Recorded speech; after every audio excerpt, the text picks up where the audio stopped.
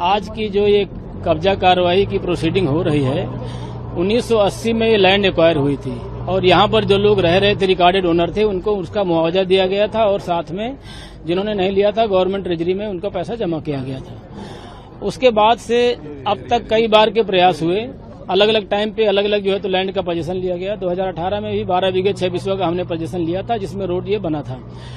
उसी अगली कार्रवाई के तहत यहाँ पर रहने वाले लोगों को हमने नोटिस इशू किया था।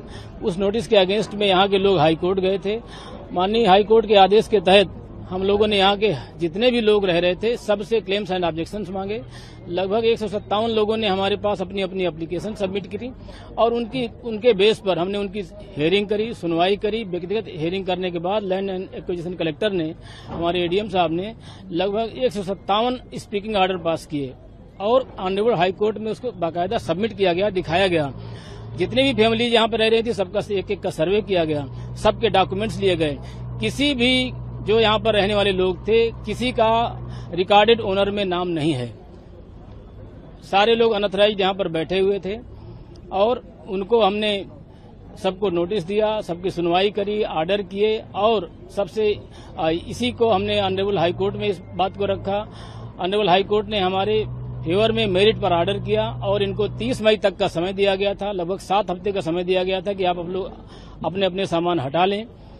लेकिन उस ऑर्डर के अगेंस्ट में ये लोगों ने रिव्यू फाइल किया, फिर से हाई कोर्ट ने उसको रिजेक्ट किया। उसके बाद फिर ये लोग सुप्रीम कोर्ट गए। ऑनरेबल सुप्रीम कोर्ट ने भी जो है इनकी इस दलील को डिसमिस किया और ये जो हाई कोर्ट का आदेश था उसको उन्होंने कहा कि फॉलो किया जाए। उसी आदेश को फॉलो कराने के लिए, और चूंकि मास्टर प्लान में ये रोड 30 मीटर चौड़ा है, दोनों तरफ रोड चौड़ा है, लेकिन यहीं पर रोड सकरा हो जाता है, जिसकी वजह से एम्बुलेंस क्रिटिकल टाइम पे दिक्कत होती है। मानसून में जल भराव की समस्या हो जाती है, फायर टेंडर से गुजरने के टाइम पे दिक्कत होती है, जाम की समस्या होती है। बहुत सारी जो है तो अनहोनी घटनाएं इस तरीके से अब तक देखी गई हैं। इन्हीं चीजों को मद्देनजर ध्यान में रखते हुए ये हम लोगों ने कोशिश की थी, प्रयास किया था कि लोगों को समझाने का कि समाज के विकास के क्रम में आगे आएं और 30 मीटर रोड चौड़ा करने के लिए आगे आएं। चूंकि ट्रैफिक मूवमेंट धीरे धीरे करके और बढ़ने वाला है, जो मास्टर प्लान के हिसाब से जो यहाँ पर डेवलपमेंट के काम आने वाले हैं। इसी चीज को ध्यान में रखते हुए सरकार के आदेश के तहत 3 लाख रुपए एक्स ग्रेसिया अमाउंट हम लोगों ने अभी सब लोगों को देने की पेशकश की थी। सबसे रिक्वेस्ट भी की थी कि जो एलिजिबल कैंडिडेट हैं, फैमिली हैं, वो लोग आ जाएं और 3 लाख रुपए ले जाएं।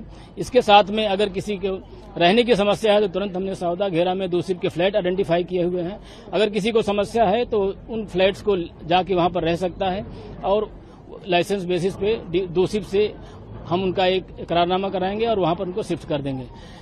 कल भी हमने सब लोगों को जो है अनाउंस किया। कल मैं खुद आया था यहाँ पर, लोग हमारे ऑफिस भी आए थे, सबसे रिक्वेस्ट की थी कि हमने, जैसा कि उनका केस ऑनरेबल सुप्रीम कोर्ट में डिसमिस हो चुका है, तो आप लोग यहाँ पर खाली कर दें।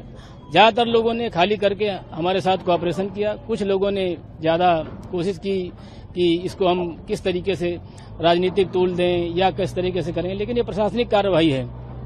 जब ये पार्टियां बनी हुई नहीं थी तो उसके पहले से जो है तो 1959 का सेक्शन 4 का जो है तो नोटिफिकेशन है, 96 का जो है ये सेक्शन 6 का नोटिफिकेशन है। तो ये डेवलपमेंट के लिए बहुत पहले से लैंड आइडेंटिफाई है, 50 साल पुरानी, और ये सरकारी लैंड है पूरी तरीके से।